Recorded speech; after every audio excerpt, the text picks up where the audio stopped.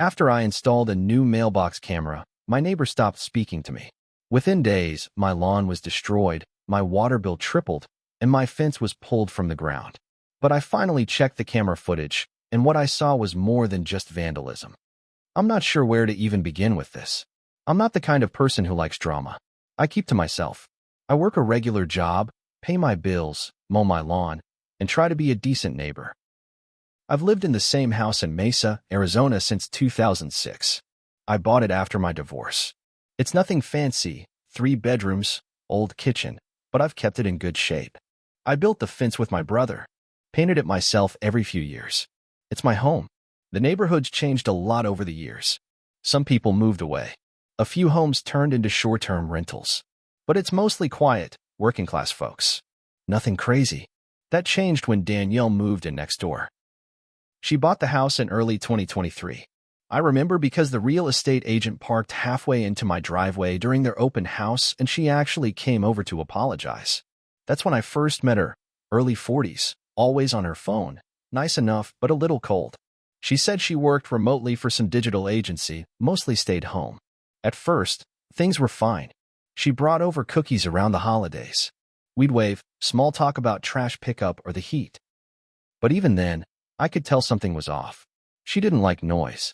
She once left a note on my door asking me to shut my garage earlier because her bedroom was on that side and my motion light woke her up.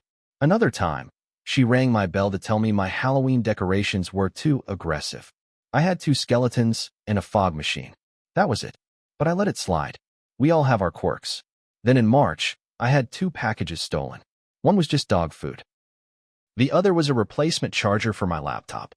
Not exactly high value, but it pissed me off. So I bought a mailbox cam, a small motion-triggered camera that fit right into the wooden post.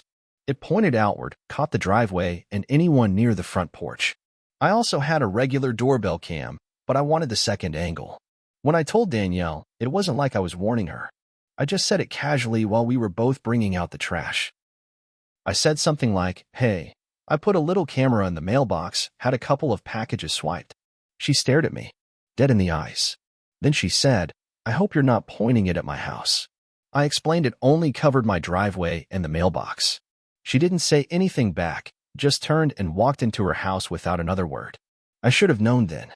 From that day on, she stopped waving, stopped saying hi. If I was outside watering the lawn or checking the mail, she'd go right back inside. At first I thought, fine, people have bad days. No big deal. But within a week, the real trouble started. I came home one morning after a night shift and saw my front lawn shredded. Not just messed up, a complete wreck. Chunks of turf torn out, deep tire ruts like someone drove a truck in circles. The sprinklers were cracked, one pipe sticking out of the dirt like a broken finger. I stood there for 5 minutes just trying to process it. Later that day, I got a notice from the HOA about landscape neglect. I was still trying to figure out what happened when I got my water bill in the mail. It was 3 times the normal amount. I barely even use water. I live alone, and I turn everything off religiously. I checked the outdoor spigots. One of them had been twisted open just enough to keep it dripping constantly. It wasn't just left on. It had tool marks on the metal like someone had used pliers to wrench it. Who the hell does that? I called the city. I filed a police report. They said they'd make a note, but unless I had proof, there wasn't much they could do. Then came the fence. I came home late again, and my front gate was on the ground, just laying there. The hinges were cracked like someone had kicked it hard or used a crowbar. 2 sections of the white picket fence were ripped out and dumped on my driveway like garbage. And this wasn't kids. I know kids. I've seen teenagers be stupid, throw eggs, TP a house. This was targeted, measured, like someone wanted to cost me time and money. I told a friend, and he asked if I checked the mailbox cam. That's when I remembered. I had it the whole time. But between work, stress, dealing with the damage, I'd honestly forgotten it was even there. So I sat down that night, opened the app, and started scrubbing through footage. I found her, Danielle, wearing a hoodie and gloves, but it was her. Same build, same walk, same stiff, hunched posture when she's cold. She came out at 2:12 a.m. the night the lawn was destroyed. She knelt down near my sprinkler box and used something, probably a wrench, to break it. Then she stood back, walked in circles, and took a few photos on her phone. 2 nights later, She did the water tap, clear as day, gloved hand, turning it open, then hitting it with a metal tool. Again, the phone came out afterward, like she was documenting it. Then the fence footage. She had help that night. A man. I don't know who, could have been a friend or hired help. They both came at 3:40 a.m., ripped up the gate and panels, then dragged them to the driveway and took off. But the worst was one final clip I hadn't noticed until I slowed everything down. She was near my gas meter. She pulled something from her bag, looked like a wrench, and twisted the valve. Then she pressed a black device, maybe a remote, against something near the wall. She held it there for 10 seconds, then took a picture and walked off. I don't know what the device was. Could have been nothing. But the fact she tampered with my gas line scared the hell out of me. This wasn't about cameras. This wasn't even about being neighbors anymore. Danielle wanted to hurt me, and she thought she could get away with it. I didn't sleep that night after watching the footage. I kept replaying the gas meter clip over and over. I zoomed in, slowed it down, even took screenshots. My stomach turned every time I watched her press that little black box to the side of my house. I don't know what she was doing exactly, but she was messing with something flammable, and that was enough. The next morning, I went straight to the police station. I brought a flash drive with the clips, printed screenshots, everything.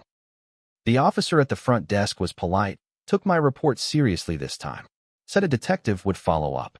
But I've dealt with bureaucracy before. I knew how slow this could move. That night, I turned off the gas valve myself, just in case.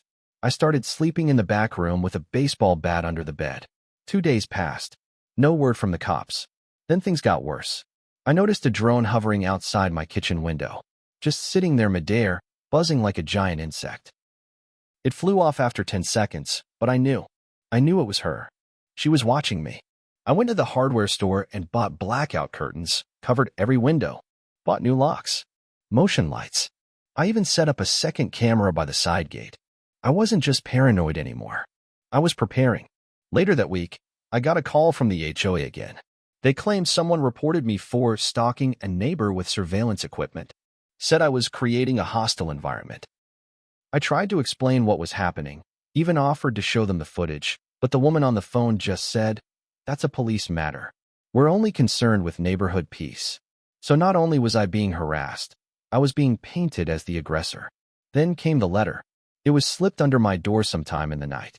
No stamp, no envelope, just a folded piece of paper with all caps block handwriting.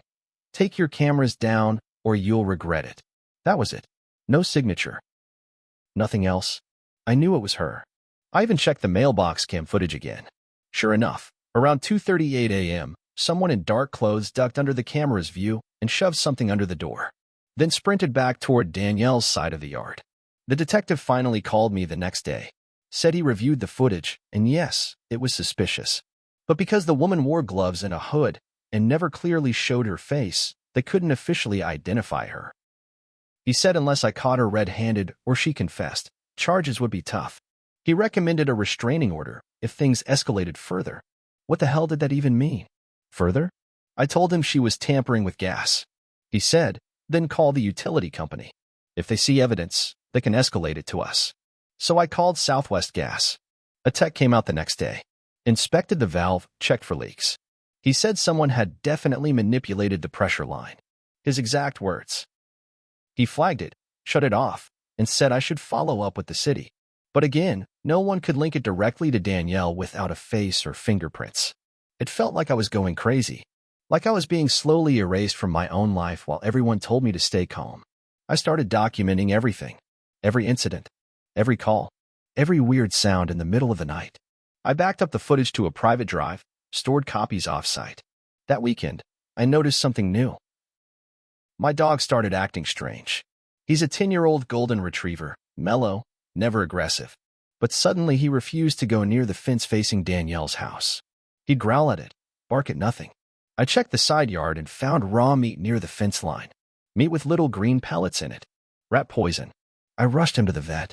He threw up most of it, thank God, and he's okay now. But that was the last straw. This wasn't petty harassment anymore. This was war. And Danielle had no idea that every second of it was being recorded. After the poison incident, I stopped pretending this could be solved politely. I spent that entire weekend installing more cameras, inside the garage, behind the house. Even one tucked inside a birdhouse pointed directly at the shared fence. I also installed a sound recorder inside the mailbox post. The footage didn't catch everything, but audio might. I also finally told my brother everything. He used to work in private security. He came over, looked at the footage, and didn't say much at first. Then he looked at me and said, "This woman isn't just messing with you. She's calculating." That scared me more than anything. Because he was right. This wasn't random. Danielle was following a pattern. Every act was spaced 3 days apart. Every time between 2 a.m. and 4 a.m. She wore the same shoes in every video, black sneakers with a reflective stripe on the heel. I hadn't even noticed that until he pointed it out. Then he asked the question that changed everything. "Have you checked your Wi-Fi network lately?" It hadn't even occurred to me. I logged into my router settings and sure enough, there was an unfamiliar device connected to my network. Not a phone or laptop. It was labeled something like ESP, a wireless relay device. Could have been anything, but when I Googled the ID, I found out it was a remote Wi-Fi repeater, the kind used to extend signal or intercept it. That's when the paranoia hit full force. Was she hacking into my cameras? Was she watching me watch her? I factory reset every device in the house, changed all passwords, replaced my router. I even went offline entirely for 3 days just to be safe. That's when things went quiet again. Too quiet. Then came the biggest twist of all. One afternoon, a woman knocked on my door. Mid-30s, blonde, clearly upset. Said her name was Rachel. She lived 2 blocks away. At first, I thought she was lost. But then she said, "You're the one with the mailbox camera, right?" I nodded. She said, "Do you know Danielle?" I didn't answer. Then she told me her story. Rachel's ex-husband had dated Danielle for 1.5 years. Said Danielle was charming at first, then obsessive, controlling. When he ended things, he started getting strange phone calls in the middle of the night. Packages he never ordered. Anonymous complaints at work. He ended up getting fired from his job due to a false harassment claim that, get this, was traced back to a fake IP address. Rachel only found out when she started getting threatening messages herself. She filed for a restraining order. When she tried to serve it, Danielle had already moved. The address on the court documents was outdated.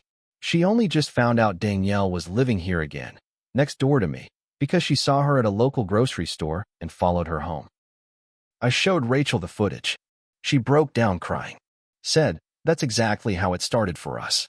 Little stuff. Then the sabotage. Then the stalking. Now I knew for certain this wasn't personal. Not at first. Danielle wasn't angry at me because of a camera. That just triggered something that was already broken in her. She'd done this before. More than once. And now I had a witness. Someone else who'd been through it. Someone who could back up what I was saying. That's when I realized something important. I didn't just want to stop her. I wanted to expose her. But to do that, I needed to bait her. Carefully. Legally. And make sure she walked into the trap herself. Once I realized Danielle had a history, once I saw what she did to Rachel and her ex, it changed everything for me. This wasn't just about getting justice anymore. This was about making sure she could never do this to someone else again. I spent the next week planning my trap. No games. No shortcuts. Just cold, methodical work. First, I backed up every piece of footage I had. Videos, screenshots, even timestamps with notes. Then I wrote down every incident with exact dates. The lawn, the water, the gas, the fence, the drone, the poisoned meat. I even collected the poisoned meat in a Ziploc and froze it as evidence. I set up a private online drive and gave my brother and Rachel access, in case anything happened to me. Then I filed a new report with the police. This time with Rachel by my side. She gave them a sworn statement about her history with Danielle. I gave them a full printed timeline with video stills and links. We also filed for a restraining order together and submitted copies of all the footage to both the local precinct and the HOA. Still, they said it might take weeks.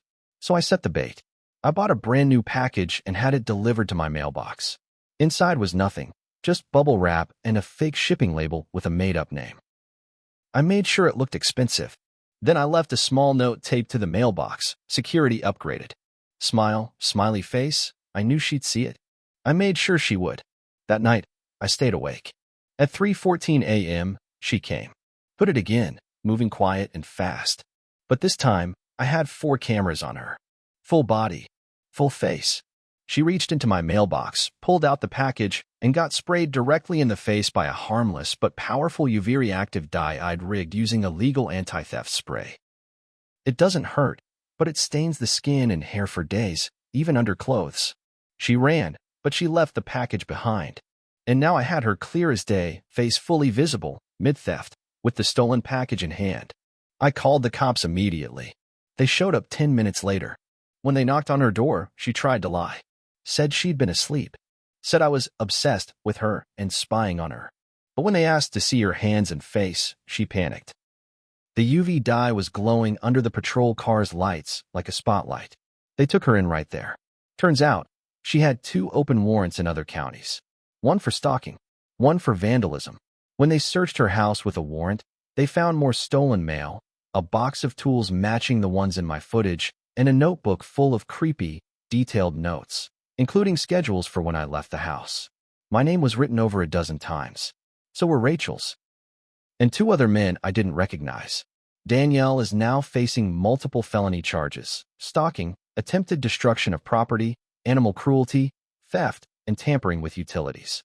She's being held without bail due to being a repeat offender. The HOA issued a formal apology. So did the city. Rachel and I testified together at the first court hearing. She cried afterward and hugged me. She said, "You stopped her. You really stopped her. It's been 4 months now. My lawn's growing back. My dog's okay. The cameras are still up. But I haven't taken the spray rig down. Because people like Danielle don't just stop. They hide. They wait. But next time someone tries to ruin my life, I'll be ready. And I won't just defend myself. I'll bury them with the truth."